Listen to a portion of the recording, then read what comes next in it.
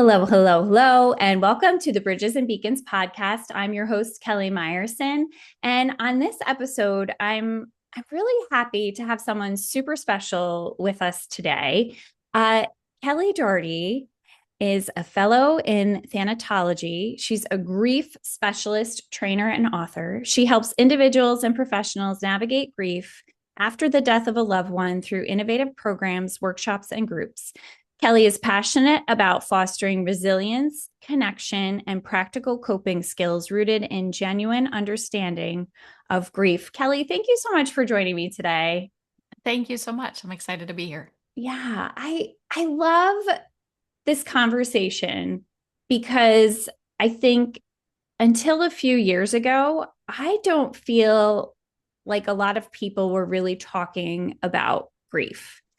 And I think my own personal experience with grief was people can their tolerance for your grieving is short term. It's understandable as somebody's life is coming to an end. It's understandable as they've just passed and through the service.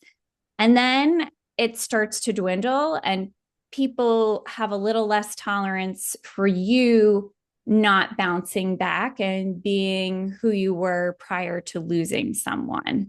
Is that you're shaking your head? So I feel like, is Yes. that something that you've heard a lot from people? Yeah, and I've actually experienced it even myself. I'm coming Mm-hmm. up on the 1 year anniversary of my dad's death. So going through this grief experience has been quite interesting as a grief counselor.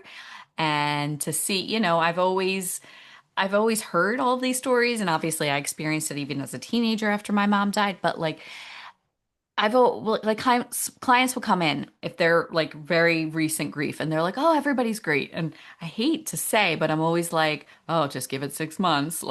And sometimes I don't say that out loud, but sometimes I do. And I'm like, "Ooh, I hate to say that, but that's the reality." And they'll come back and they're like, "You were right."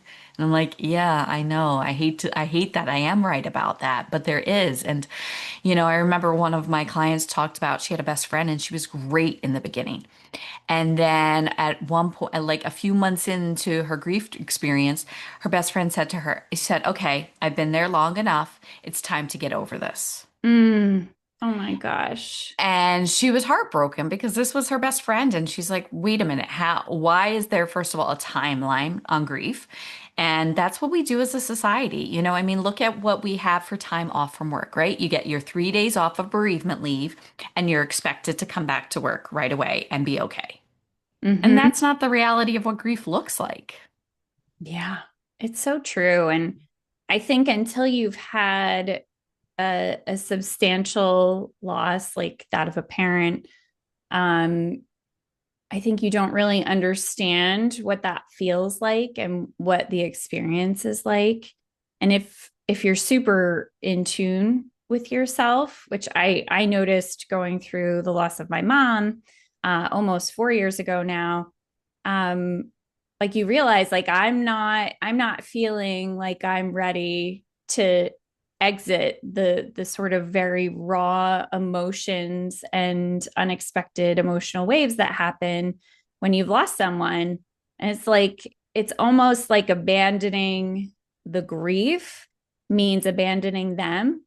Is that something that people will say? And so I'm glad you bring this up because I literally have a picture over here next to me. And I've kind of wanted to take it down and I'm going to read it to you and then we can chat about it because it's really kind of goes in line. It says, "Grief is the last act of love we have to give to those we loved," which I like that. I agree with that. But then the next part says, "Where there is deep grief, there was great love." And I Hmm. think, unfortunately, we have this like, we have to grieve with pain. We have to have this deep grief in order to prove that we loved this person.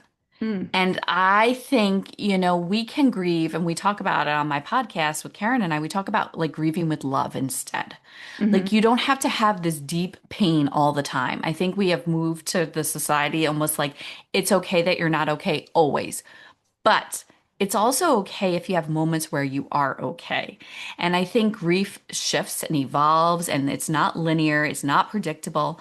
And there's going to be some days where you're feeling okay, and you're allowed to feel okay. You're allowed to enjoy, have love and joy. And it doesn't mean that it takes away from your grief or takes away from your connection to your loved one. And I think that's what my goal really is with my clients. We get so stuck on the death, especially on the ending, especially if it's traumatic. But even if it wasn't traumatic, we still are focused on the ending, and that we can't focus on our loved one's life. We can't focus on the love that we had with them, the connection we shared with them, the joy they brought into our lives. And like for me, it was a big turning point in my grief experience with my mom is when I made that shift to like focusing more on the gratitude that you know what? Yes, I had her for 14 years of my life, and I'm grateful that I got to have her for those 14 years. And I learned so much from her in those 14 years, but I've also learned so much from her in her death and in my own grief. And Mm, so I continue to learn from my mom, I feel like, and I'm gonna continue to be grateful for she made me who I am today in so many ways. wow. Wow, that's so insightful. I really love that. And I think the quote that you have is so true. You Mhm. know, and unfortunately there's really no way to like adequately measure that and layer it on each person. So the reality for most people is going to be you have those few days off in that time, and then it's like reintegrating your life without that person in it. And Absolutely. that can be hard. It's like all the gaps that all of a sudden show up. Yeah. And I think what's interesting, like as I think about the last year with my grief with my dad, the times where it's like Father's Day sucked, my birthday sucked. And just the past few weeks, obviously leading up to the anniversary has been really hard. There's been a lot of ups and downs with that. And so it's really interesting when I kind of look back for the last year, like the waves that I've had and the times that like I've been really irritable and like annoyed. And it's because my grief has like been bubbling a lot during those times. Definitely resonate with that. I'm sure so many people do, that we start to mark those moments and anniversaries. And, you know, I think it's just maybe some of it feels like it might be our brains trying to process and make sense of it, because I think that's like our nervous system and our body's way of protecting us. Like if something makes sense and I can, you know, now create a little bit of predictability about it, it's not going to be so bad the next time. Yep, exactly. But Yeah. that doesn't work. No, no, it doesn't. That's so true. You It's know, just like with anticipatory grief, right? People think, oh, I'm doing all this grief work now, and that when they die, I'm going to be okay. And I'm like, you have no clue. Like, it doesn't just erase your grief. It's just yeah. different. Yeah. I feel like I'd love to go back a little bit in your story, and how did working with grief become something that you were so focused on professionally? So when, like I mentioned, my mom died of breast cancer when I was 14, and I really struggled after it. And my dad recognized that I was struggling and thankfully recognized like we need to get her some support and help. And it's interesting. My husband and I had this conversation the other day, and I've really have never thought about it. I've always thought about it. It's like I'm in this field because of my mom, right? But my husband brought up, he's like, you're really in this field because of your dad. And I was like, oh. He is like really, he's spot on because it was my dad who was the one who was instrumental in getting me into that hospice grief group. Mm-hmm. And yes, it was my mom's death, and that's why I was there. But he is the one that basically forced me to go there. I always share, like, I went to an all-girls Catholic high school. I was 15 years old. I was boy crazy. I wasn't around boys. And so my dad was like, there'll be boys at the grief group. And I was like, sign me up. Sounds good. Yeah. And obviously, there were no boys at the group because getting teen grief groups off the ground is hard, and especially teen boys to get to come to groups like that. But I walked into that room and my life changed. I Mm, finally didn't feel alone in my grief, and I met an amazing social worker, Rini. And after some time of doing my own groups and doing family therapy with my dad, she asked me to start volunteering with the children's programs. And I remember when I used to go every week for those and volunteer at those, like feeling the connection I made with those little kids and the difference I was making. And Rini will say, some of those boys wouldn't even come in the room if you weren't there. mm, And I knew that this is what I wanted to do. So I went to school, became a social worker, and worked at a couple of different hospices in my career, and now in private practice, I only work with grieving clients. It's really my passion, and it's why I became a social worker. mm. That's amazing because I think a lot of times people get into a field and then they're just kind of drawn to one area, but you really like you were ready. You were locked Oh, and I loaded. You're know. like, this is what I'm doing. And it's what you're doing. And Exactly. that's amazing. And I think what makes that so special is that because you're so in alignment with what you feel like your purpose is, that you're really able to be in the position to meet people where they are and invite them into the journey with you. Yeah, Yeah. absolutely. Wow. I'm so honored to be able to do the work that I do and to be able to watch the transitions in people's grief journeys and to see the progress. I mean, 2 weeks ago, I did a grief retreat, and a woman came and she decided the loss that she wanted to work on was her mom's. It was 54 years before. Mm, And to see the progress and the transformation that happened in this weekend long retreat for this woman as she walked away, I was like, this is somebody who's been holding on to this for 54 years. That's a long time. And to see that transformation and that change that she made and her change in perspective of her grief and her relationship with this person, it's just amazing. And it's so like I can get really emotional thinking about it and like what an honor and what a gift I am that I get to experience that. Like it's not just about what they're experiencing, one of a colleague of mine, she talks a lot about vicarious resilience, and it is like it's like how I feel because of like what I'm witnessing in my clients and to see that growth and change in them and how much that fills me up too. wow. Okay. So I love that term, vicarious resilience. I feel like I'm going to have to take that and run with it because as you're talking, you're working with a lot of children. And, I work with children, I work with children with multiple disabilities. And the thing that people will say to me so frequently is, oh, that must be really hard or must be really sad. And I'm like, wow, no, actually, every day is so much fun. And I'm discovering, what these children are capable of. And they always blow me away. Now I just expect miracles because they always find a way and it's amazing. And I think that vicarious resilience is like it's almost like a drug in the very like Mhm. best possible way, but when you see them accomplish and you see them overcome barriers that you think they couldn't, it really is so good for the soul. It really makes me feel excited and motivated to keep doing it. Do you relate to that?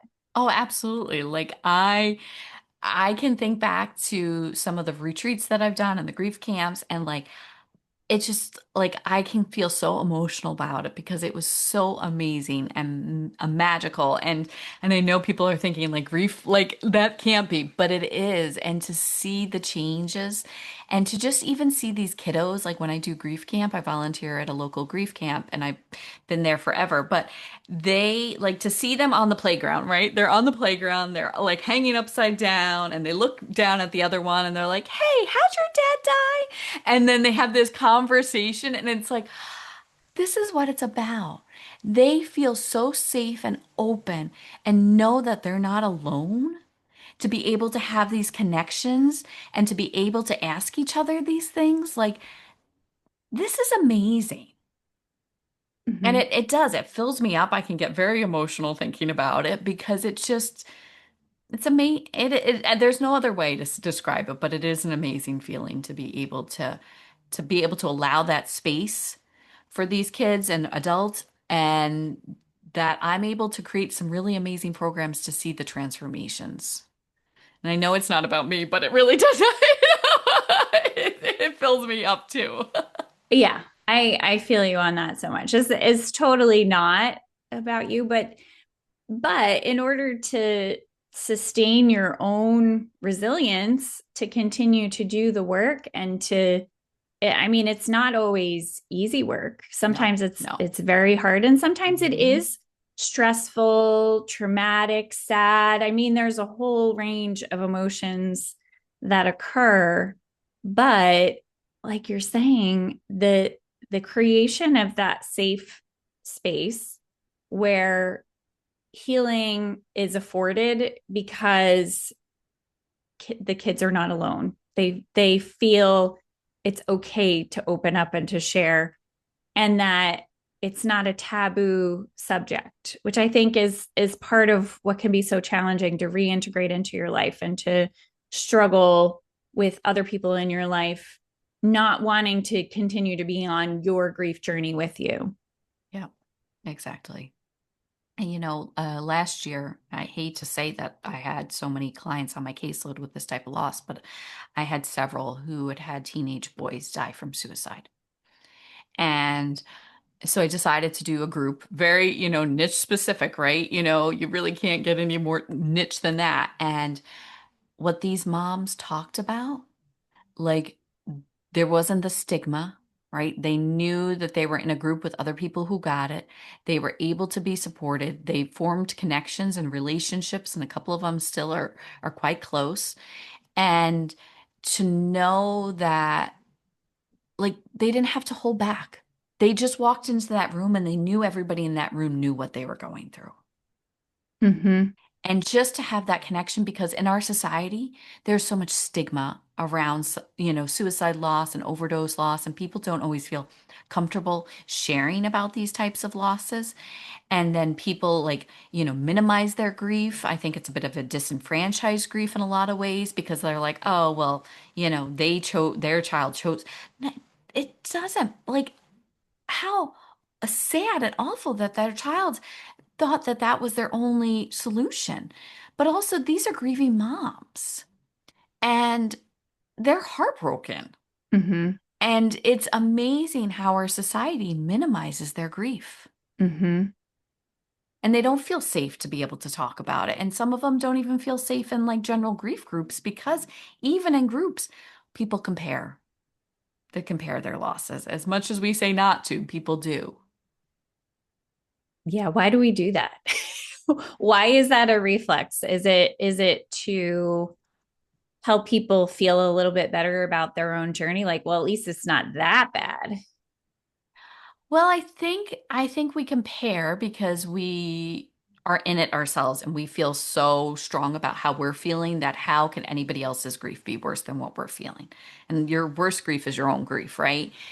Everybody feels their grief at 100%. And we can't judge. Like, we can't minimize what the type of loss is, who it was, any of that because we feel it at 100%. What I like though is in some of my groups where I'll have someone come to me and they have a really sad story, a really awful one, and then they go to group and they hear someone else's and they come back in and they have so much empathy for the other people in the group and they're like, I couldn't believe her story. And then that person comes in and says the same thing about that other client. And it's like the fact that they're able to step outside of their own grief and be able to look and have empathy for others, like that's amazing and beautiful.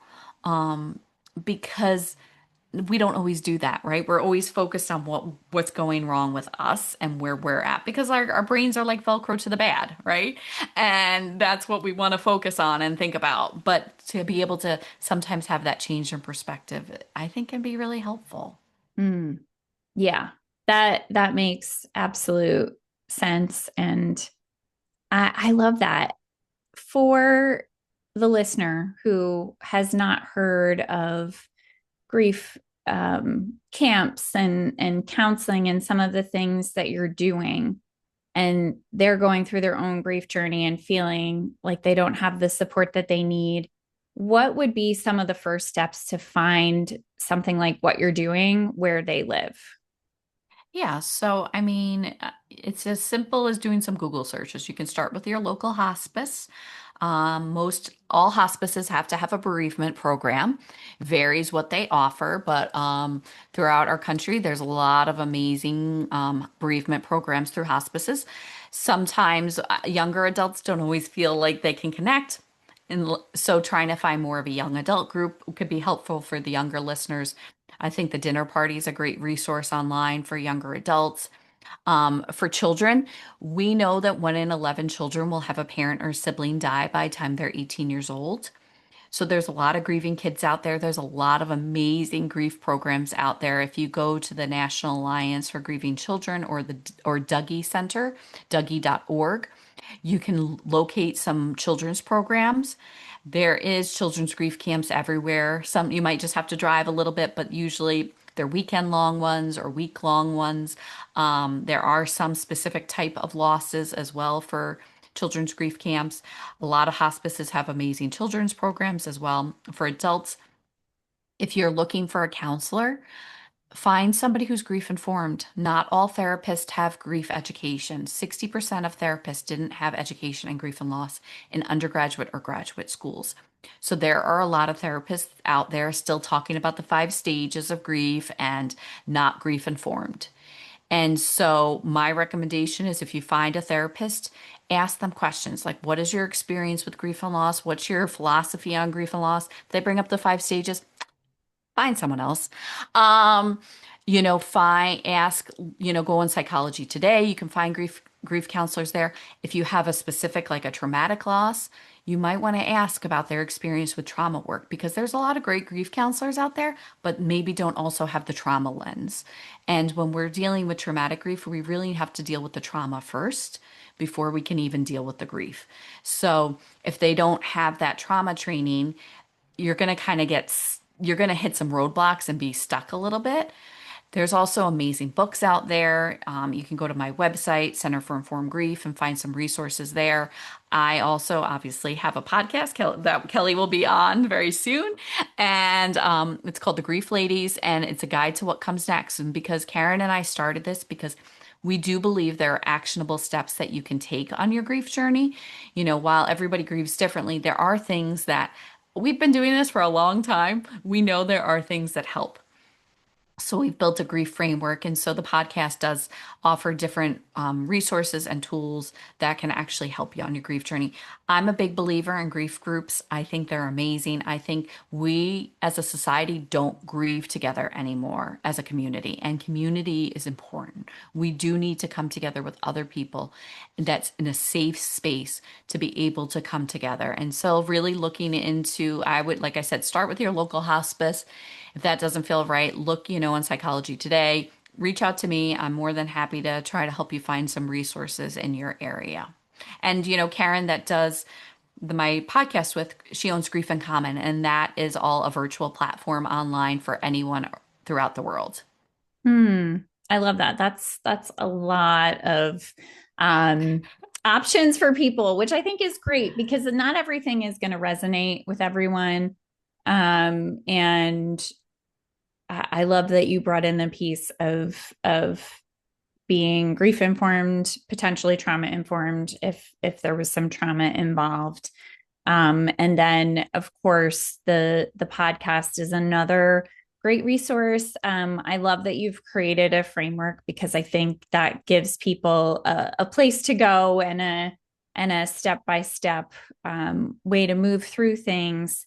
And sometimes that's what we need. We need somebody to tell us, do one, two, three, ABC. And then, like, once they get into it, they can figure out, okay, this needs to be different here, different there. But it kind of gets you at least started and not stuck in the contemplation or I don't even know where to go. I'm frozen. Exactly. Yeah. Exactly. Yeah.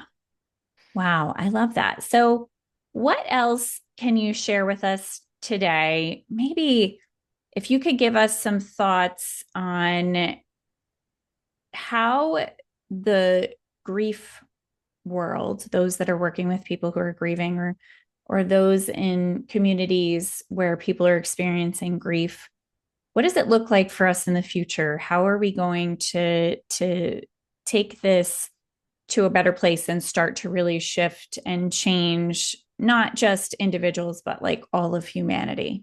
I know that's a big ask. Like, what can you Yeah, well, project into the future for us? it'd be lovely if that happens. I think the more grief informed we become as a society, the more we're going to be able to better support grieving individuals. So we'll move away from the cliched responses that don't help, that actually hurt. I think we struggle with what to say to somebody grieving, right? And we want to have the answers. We want to know what to say. But the reality is, as Brene Brown says, rarely does an empathetic response make a difference. It's connection that counts, right? And so it is about connecting with people. We don't have to have the magical words. Nobody is going to tell me something that's going to take away my grief. Mm. You know, that's just not possible.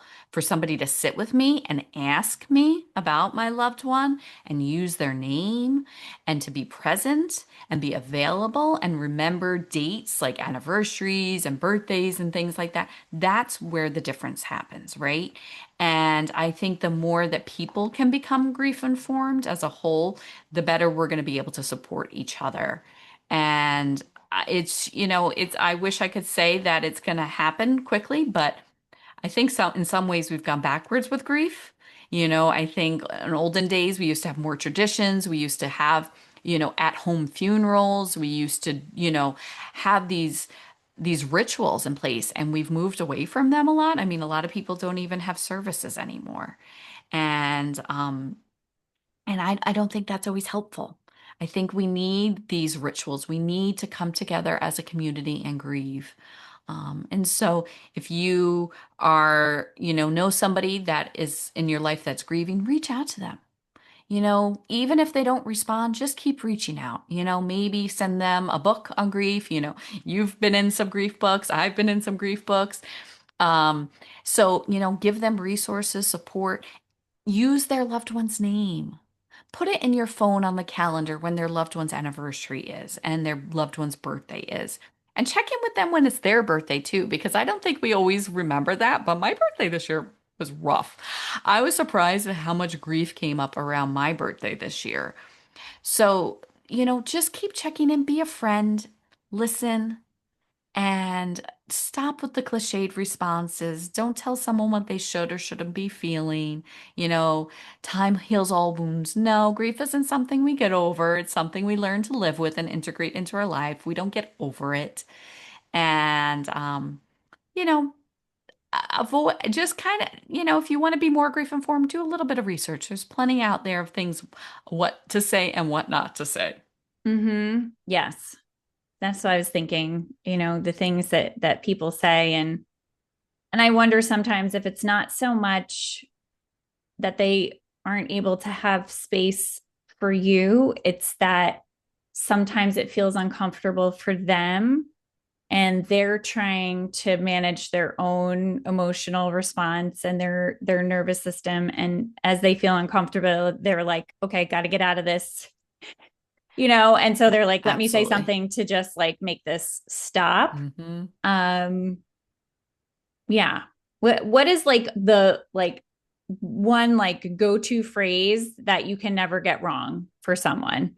I love like saying their name and remembering that. Like, what is a go-to phrase that people can practice in the mirror and I feel Well, like. I mean, this is my go-to phrase in sympathy cards. I'm very picky about sympathy cards, to be Hmm. completely honest. I don't like saying I'm sorry Hmm. because I never found that helpful. Like, Hmm. you didn't do anything. Why are you apologizing to me? Mm. So I try to focus on the memories. And so my go-to thing that I'll say is that I hope the positive memories of whoever it is, and I try to use their name, will help you during your rough moments of your grief. Hmm.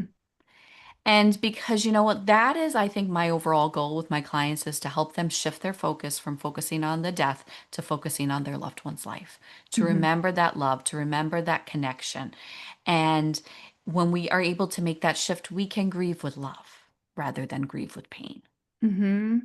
Yeah, I think that that's such a beautiful way to reframe it.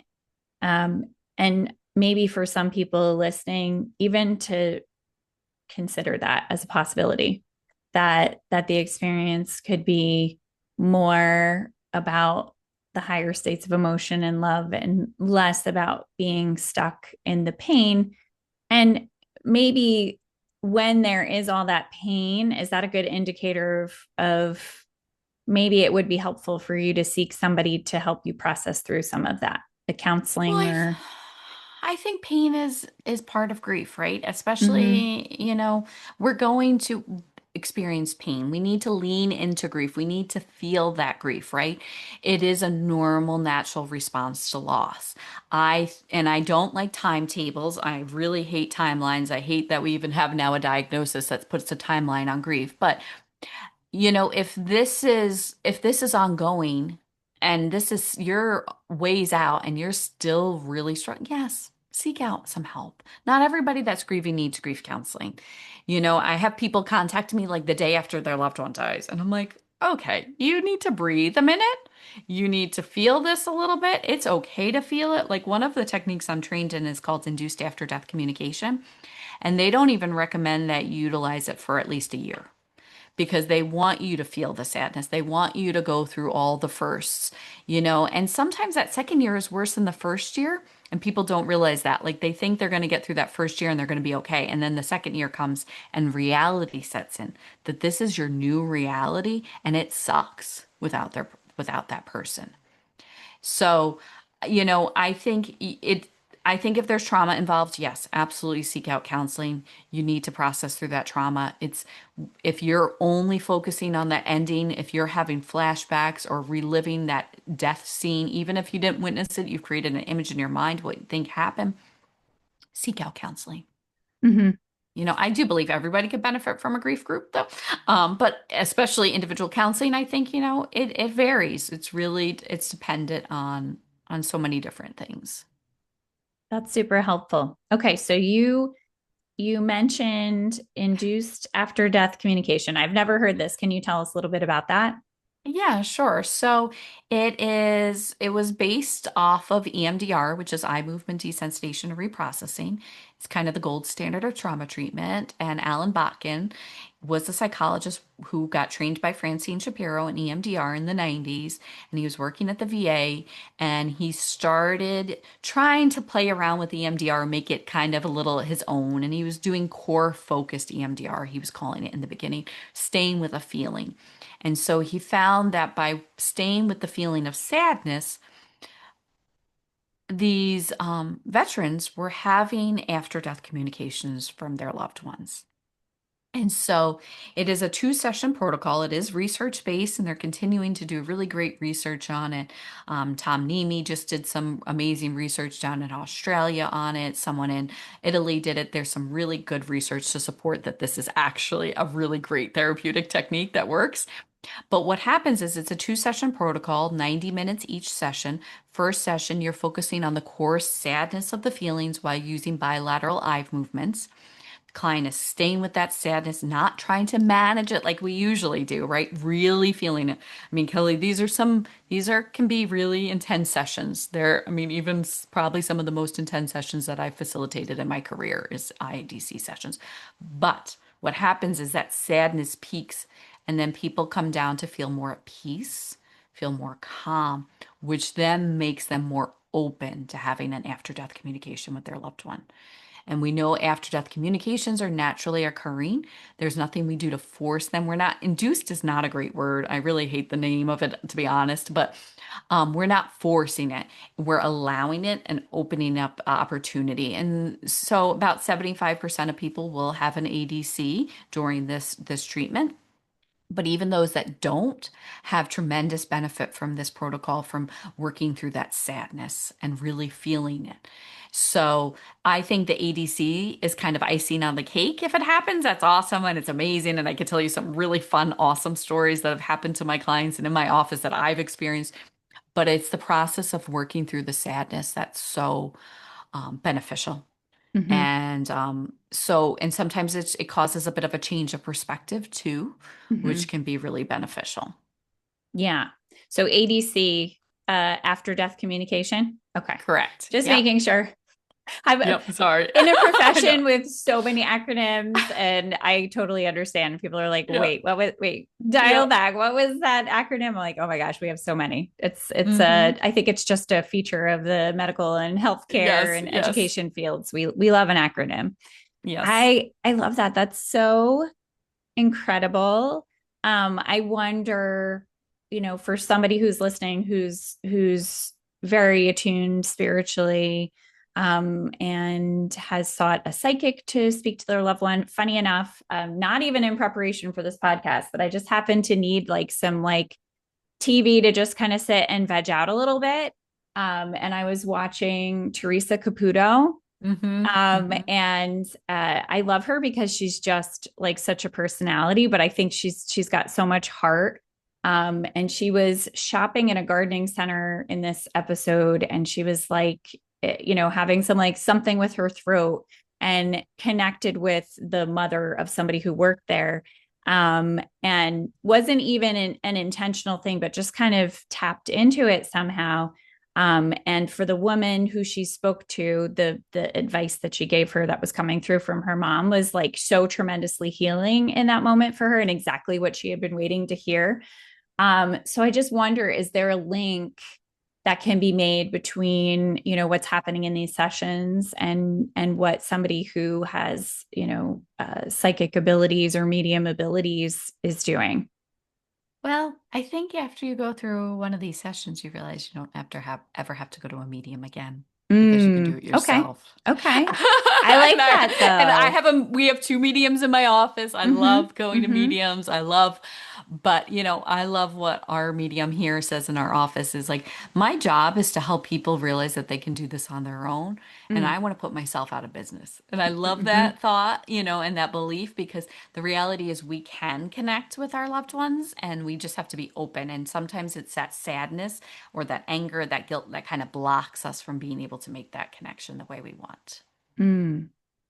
And it sounds like it's not even just the block of being, stuck in the sadness, but it's also the avoidance of actually allowing Exactly. yourself to be in that emotion, and get past the point of like just discomfort and avoidance, and settle into it and allow yourself to experience it.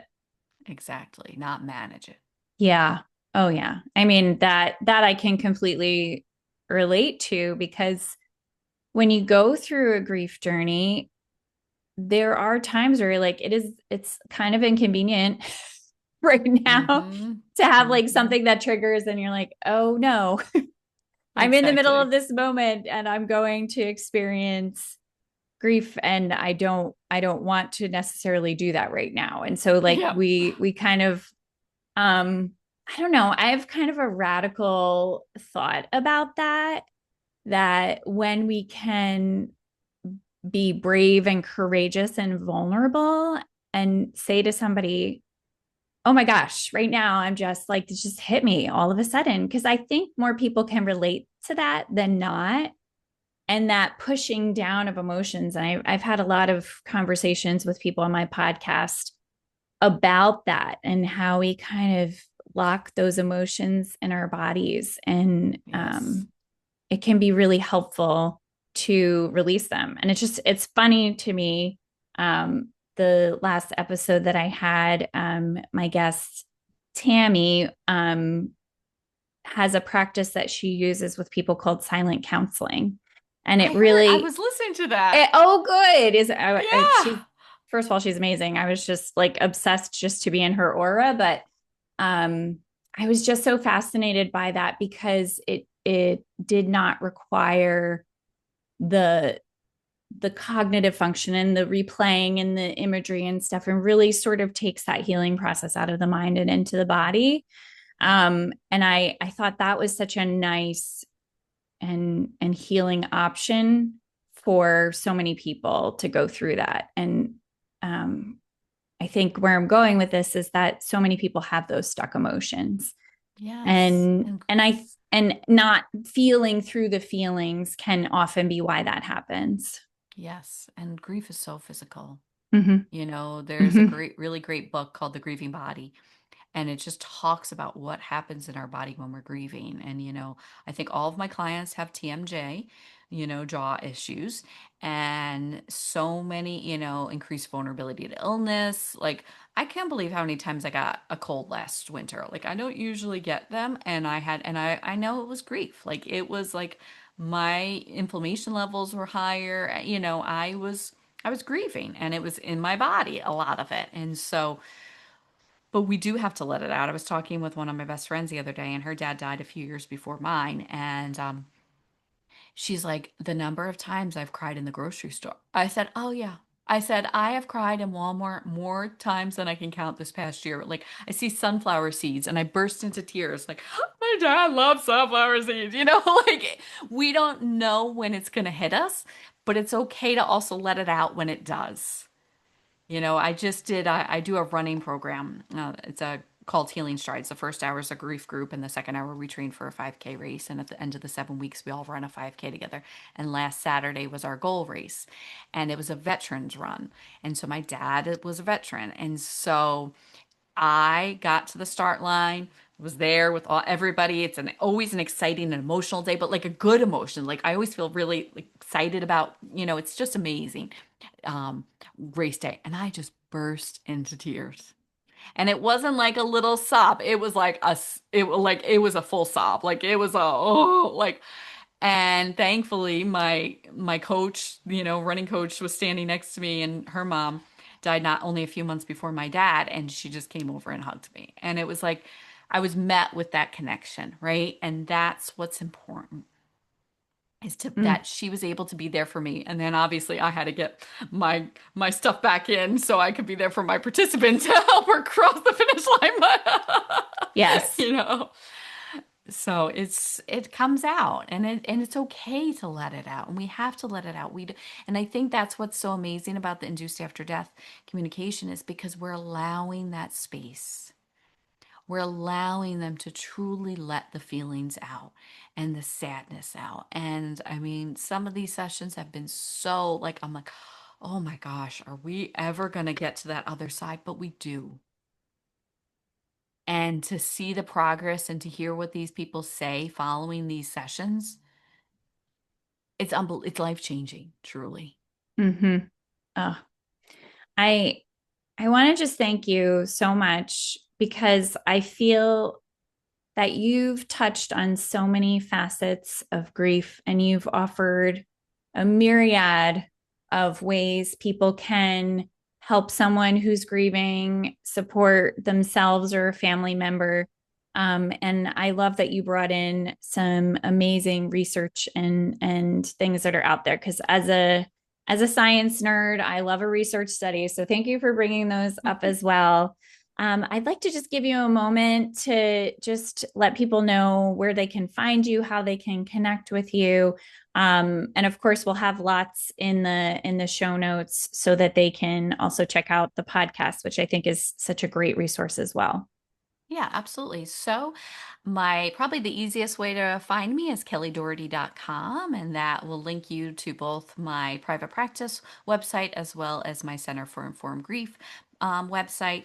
And check out The Grief Ladies, A Guide to What Comes Next. It's on available on all major podcast platforms and YouTube and thegriefladies.com. We do have some events coming up and some different workshops, so check it out. And just to know that you're not alone in this grief journey. And we also have a free Facebook community. It's a private community, the Grief Ladies community. It is open to men and women. We're just the Grief Ladies, but but that can be a nice added resource if you're looking for some extra support to join. Awesome. Thank you so much for being here, Kelly. I appreciate your courage and vulnerability and sharing your own grief journey. And I appreciate what you're doing because this work is so meaningful and really leading to people having so much more joy and resiliency and connection in their lives. And I think the word of the podcast is connection. So Absolutely. um, I think for the listener, if you're somebody experiencing a grief journey, where can you find that connection for yourself? And if you're someone who knows people or someone in your life, how can connect with them a little bit more and be available for their support? As always, everything will be in the show notes. So if there was something that spoke to you, absolutely connect with Kelly. Um, Make sure you check out the podcast. And I just want to thank you again for being here. Any last words of wisdom?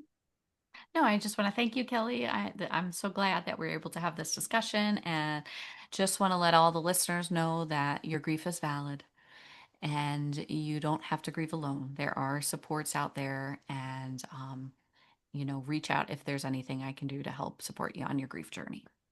Awesome. Thank you so much. And thanks everyone for listening. And we'll see you next time. Bye for now.